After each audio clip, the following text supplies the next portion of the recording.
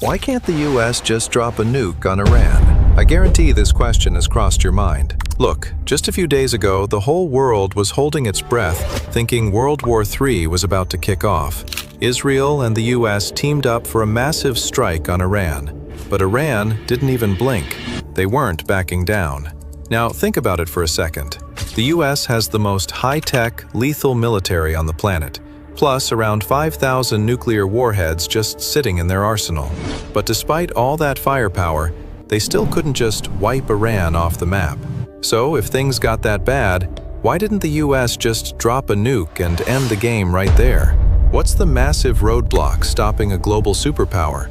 Is America actually scared of Iran?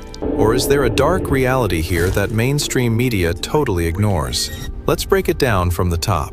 First off, you gotta understand that Iran is not flying solo today. According to reports, Iran is part of a heavyweight geopolitical squad that experts are calling CRINC. And this isn't just some alliance on paper. These countries are actually backing each other up in the real world.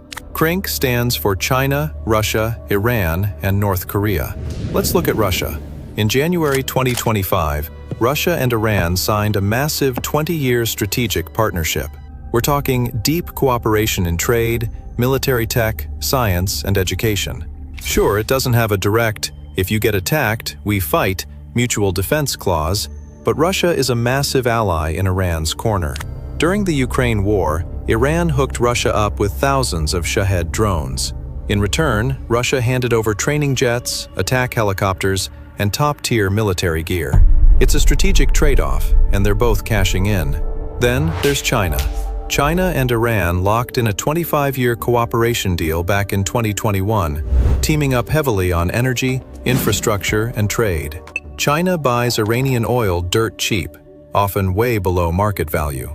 So to China, Iran isn't just a buddy, they're a crucial energy partner. During the clash in February 2026, China didn't send troops, but they openly trashed the US-Israel strike. Chinese Foreign Minister Wang Yi straight up said, "Force can't solve problems," and told everyone to de-escalate. And don't sleep on North Korea. Even if they aren't directly involved in this specific conflict, they roll with Russia and China. They're arguably the most unpredictable wild card out there, and they're sitting on nuclear weapons. If the US nukes Iran, it sends a global message. Hey, using nukes is acceptable again. That gives countries like North Korea the green light to get even more reckless. If the US pushes the button on Iran, Russia and China won't just see it as an attack on Iran. They'll see it as a direct threat to their own survival. They'll think, if America can nuke Iran today, they could do it to us tomorrow. And that's where the biggest rule of all gets broken. We'd be looking at a situation where nuclear superpowers are going head-to-head.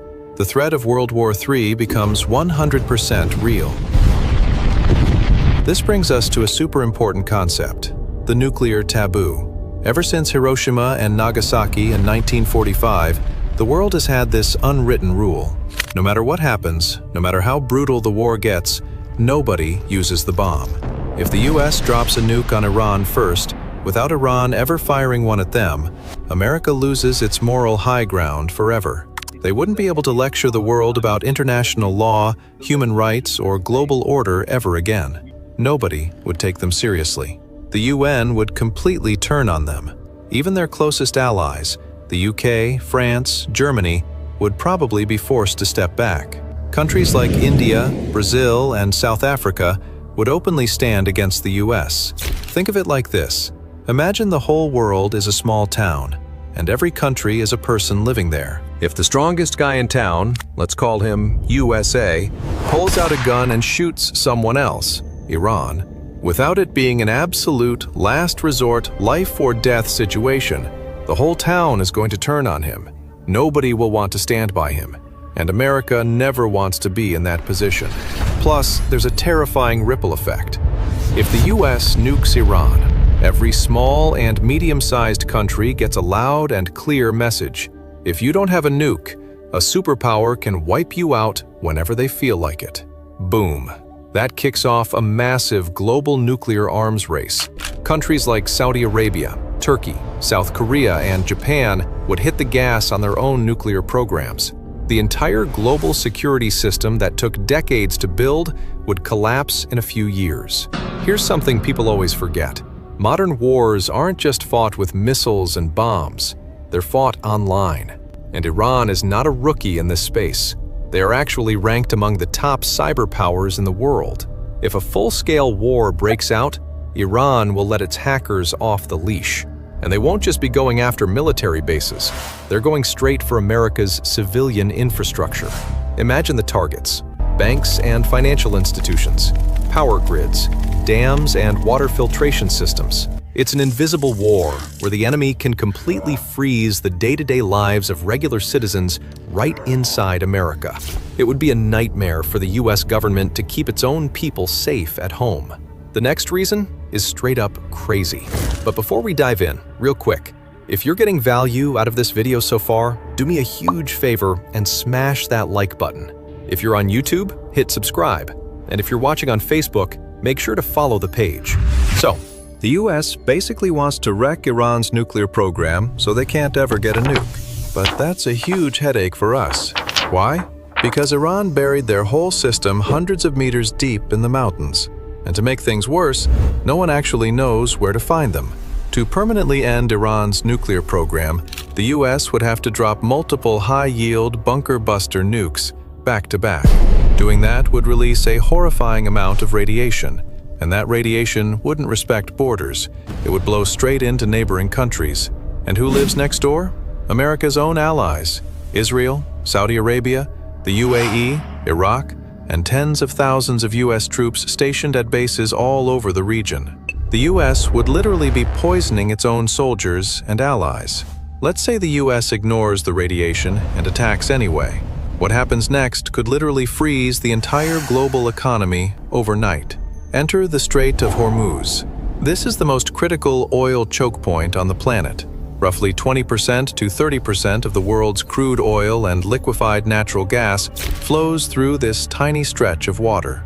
It is so essential that if it gets blocked for even a few days, the global energy market goes into total meltdown.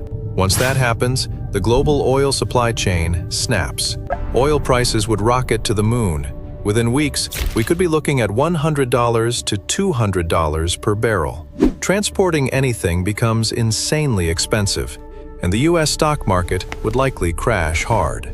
America is already dealing with inflation and economic stress. They simply cannot afford that kind of financial hit. A military victory could easily set the US economy back by decades. Finally, we have to talk about Iran's biggest flex: asymmetric warfare. Over the last 40 years, Iran have built a massive proxy network across the Middle East known as the Axis of Resistance. If the US nukes Iran, all of these proxy groups will go completely off the leash, because at that point, they have absolutely nothing to lose. In Lebanon, Hezbollah is sitting on an estimated 100,000 plus missiles. Their first target? Israel. Even the Iron Dome would be completely overwhelmed by a swarm that massive. In Yemen, the Houthis would rain drones and missiles on whatever is left of global shipping in the Red Sea. So, even if a nuclear bomb doesn't hit US soil, Iran's strategy ensures that every single American ally, base, and interest in the region gets lit up. Let's be real. The American public is sick and tired of endless wars. Nobody wants to fund another trillion-dollar bloodbath. We just saw this a few days ago with some of the biggest protests in US history, where the public heavily turned against their own president. American politicians care about public opinion because they need votes. No leader wants to commit political suicide by starting a massive, unpopular war when the economy is already stressed and the public is exhausted. So, smart strategists know the truth. Nuclear weapons aren't actually meant to be used. They are a tool for fear. Their only real job is to scare the enemy so much that you never actually have to use them. So, what do you guys think? Do you think Trump is going to play it smart and keep this ceasefire intact? Or is the world about to get hit with another massive shockwave? Let me know your thoughts down in the comments, and make sure to like the video, follow Ruby3D, and I'll catch you in the next one.